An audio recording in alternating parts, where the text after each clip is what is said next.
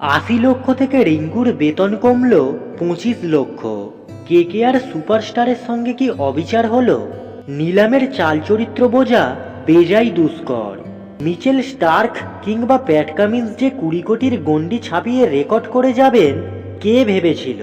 বুড়ো হয়ে যাওয়া উমেশ যাদবও দাম পেলেন ৫.৮০ কোটি।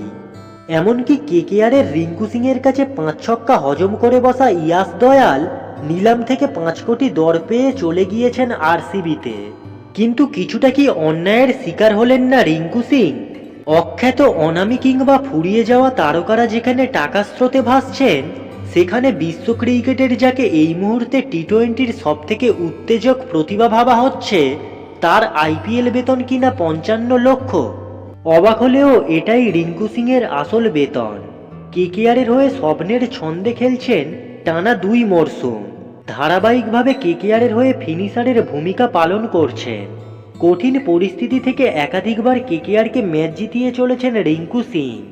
এমনকি পারফরম্যান্সের বিচারে আন্দ্রে রাসেলের মতো টি-20 দৈত্যকেও রিঙ্কুর ব্যাটের কাছে ছোট মনে হচ্ছে।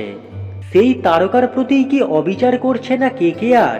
নিলামের পরেই উঠে গিয়েছে প্রশ্ন। আইপিএল ছাপিয়ে রিঙ্কু আন্তর্জাতিক ক্রিকেট মাতাচ্ছেন জাতীয় দলের জার্সিতে। অস্ট্রেলিয়ার বিরুদ্ধে ঘরের মাঠে হোক বা দক্ষিণ আফ্রিকায় গিয়ে ব্যাটিং বিক্রম দেখানো রিঙ্কুর ব্যাট থামানো যাচ্ছে না।